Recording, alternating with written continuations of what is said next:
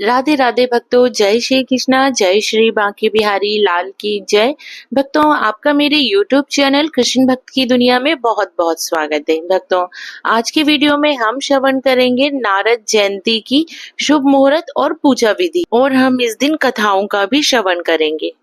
भक्तों, नारद जयंती देवर्षि नारद के जन्मोत्सव के रूप में मनाई जाती है। इस वर्ष यह पर्व 13 मई मंगलवार को मनाया जाएगा। यह दिन वैशाख माह के कृष्ण पक्ष की प्रतिपदा तिथि को मनाया जाता है, जो देवर्षि नारद के जन्म का प्रतीक है। वैशाख के कृष्ण पक्ष की प्रतिपदा तिथि को मनाई जाती है नारद जयंती। इस वर्ष वैशाख मास के कृष्ण पक्ष की प्रतिपदा तिथि 12 मई रात 10:25 बजे से शुरू होगी और 14 मई सुबह 12:35 पे समाप्त होगी, लेकिन सूर्योदय तिथि के अनुसार यह पर्व 13। भक्तों, नारद जयंती के दिन आप सूर्योदय से पहले उठकर स्नान करें और स्वच्छ वस्त्र धारण करें। घर की पूजा स्थल की अच्छे से सफाई करें। वहां पर आप एक चौकी पे लाल या पीला कपड़ा बिछाएं। फिर नारद जी का विग्रह रखें या उनका आप चित्र भी स्थापित कर सकते हैं और फिर उनको अच्छे फूलों की माला से सजाएं। इसके बाद भक्तों, आप भोग अर्पित करें।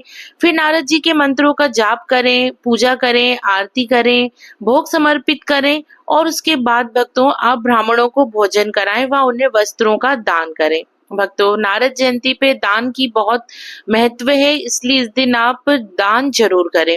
नारद जयंती पर आप भक्तों, आपको धार्मिक गीत जरूर सुने, आपको जरूर श्रवण करने चाहिए, क्योंकि सच्चे और शांत मन से नारद जी का स्मरण करें। धार्मिक संगीत सुने या बजाएं, क्योंकि नारद जी को संगीत के देवता माने जाते हैं। इस दिन विशेष रूप से विद्या और ज्ञान से जुड़े कार्यों में रुचि लें आप।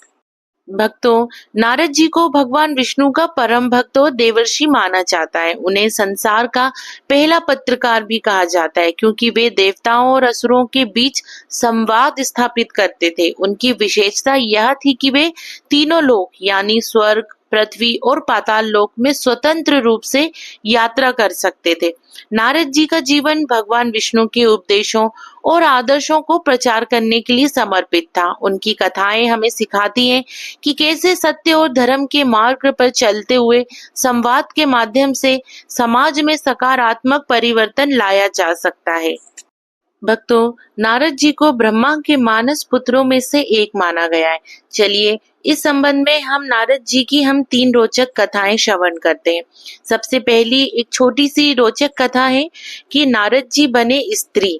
कहते हैं कि भगवान विष्णु ने नारद जी को माया के विविध रूप समझाए थे। एक बार यात्रा के दौरान एक सरोवर में स्नान करने से नारद जी को स्त्रीत्व प्राप्त हो गया था। स्त्री के रूप में नारद जी 12 वर्षों तक राजा तालजंग की पत्नी के रूप में रहे। फिर भगवान विष्णु की कृपा से उन्हें पुनः सरोवर में स्नान का मौका मिला और वे पुनः नारद जी के स्वरूप को लौटे। दूसरी कथा है कि नारद जी को मिला श्राप। एक अन्य कथा के अनुसार दक्ष पुत्रों के योग्य का उपदेश देकर संसार से विमुख करने पर दक्ष क्रुद्ध हो गए और उन्होंने नारद जी का विनाश कर दिया। फिर ब्रह्मा जी के आग्रह पर दक्ष ने कहा कि मैं आपको एक कन्या दे रहा हूँ। उसका कश्यप से विवाह होने पर नारद पुनः जन्म लेंगे। पुराणों में भी ऐसा भी उल्लेख मिलता है कि राजा प्रजापति दक्ष ने नारद को श्राप दिया था कि वह 2 मिनट से ज्यादा कहीं भी रुक नहीं पाएंगे। यही वजह है कि नारद जी अक्सर यात्रा करते रहते। अथर्ववेद में भी अनेक बार नारद नाम के ऋषि का उल्लेख है। भगवान सत्यनारायण की कथा में भी उनका उल्लेख है। यह भी कहते हैं कि दक्ष प्रजापति के 10,000 पुत्रों को नारद जी ने संसार से निवृत्ति की शिक्षा दी, जबकि ब्रह्मा ने उन्हें सृष्टि मार्ग पर आरूढ़ करना चाहते थे। ब्रह्मा ने फिर उन्हें श्राप दिया कि इस शाप से नारद गंधमादन पर्वत पर गंधर्व योनि में उत्पन्न हुए। इस योनि में नारद जी का नाम उपबर्ण था। यह भी मान्यता है कि पूर्व कल्प में नारद जी उपबर्ण नाम के गंधर्व थे। कहते हैं कि उनकी 60 पत्नियां थी और रूपवान होने की वजह से वे हमेशा सुंदर स्त्रियों से घिरे रहते थे। इसलिए ब्रह्मा ने इन्हें शूद्र योनि में पैदा होने का श्राप दिया था। इस शाप के बाद नारद जी का जन्म शूद्र वर्ग की एक दासी के यहाँ हुआ। जन्म लेते ही पिताजी के देहांत भी हो गया। एक दिन सांप के काटने से इनकी माताजी भी इस संसार से चल बसी। अब नारद जी इस संसार में अकेले रह गए। उस समय इनकी अवस्था मात्र 5 वर्ष की थी। एक दिन चतुर्मास के समय संत जन उनके गांव में ठहरे। नारद जी ने संतों की खूब सेवा की। संतों की कृपा से उन्हें ज्ञान प्राप्त हुआ।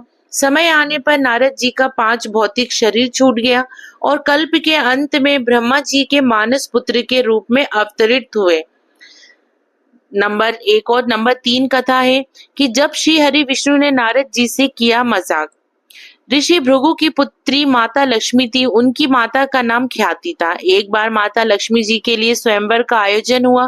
माता लक्ष्मी जी पहले ही मन विष्णु जी को पति रूप में स्वीकार कर चुकी थी, लेकिन नारद मुनि भी लक्ष्मी जी से विवाह करना चाहते थे। नारद जी ने सोचा कि यह राजकुमारी हरि रूप पाकर ही उनका वरण करेगी।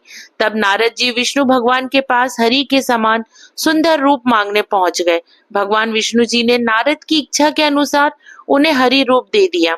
हरि रूप लेकर जब नारद जी राजकुमारी के स्वयंवर में पहुंचे तो उन्हें विश्वास था कि राजकुमारी उन्हें ही वरमाला पहनाएंगी, लेकिन ऐसा नहीं हुआ। राजकुमारी जी ने नारद जी को छोड़कर भगवान विष्णु के गले में वरमाला डाल दी। नारद जी वहां से उदास होकर लौट रहे थे तो रास्ते में एक जलाशय में उन्होंने अपना चेहरा देखा। अपने चेहरे को देखकर नारद जी हैरान रह गए, क्योंकि उनका चेहरा बंदर जैसा लग रहा था। हरि का एक अर्थ विष्णु होता है और एक अर्थ वानर भी होता है।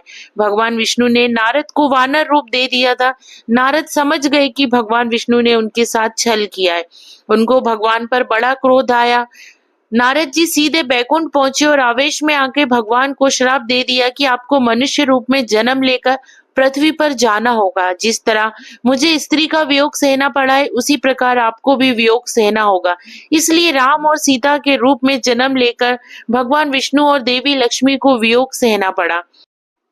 इस कथा प्रसंग में भगवान गणेश जी का भगवान विष्णु जी और देवताओं द्वारा अपमान करने का भी उल्लेख मिलता है, जिसके चलते भगवान विष्णु जी बारात लेकर निकले। तब रास्ते में गणपति जी ने अपने मूषक से कहकर संपूर्ण रास्ता खुदवा दिया था। बाद में भगवान गणपति जी को मनाया और उनकी पूजा की गई थी, तब बारात आगे बढ़ सकी थी। भक्तों, ये 3 कथाएं थी जो नारद जयंती के दिन आप इन्हें जरूर श्रवण करें। ये बहुत ही छोटी सी कथाएं हैं, तो जिन्हें आप जरूर श्रवण कीजिएगा। भक्तों, अगर आपको नारद जयंती का ये छोटा सा वीडियो अगर आपको पसंद आया हो, वीडियो को लाइक करें और उसे शेयर करें। और अगर अभी तक आपने मेरे चैनल को सब्सक्राइब नहीं किया है तो चैनल को सब्सक्राइब करें। भक्तों, आप सभी को नारद जयंती की बहुत बहुत शुभकामनाएं। आप सभी को प्रेम पूर्वक राधे राधे।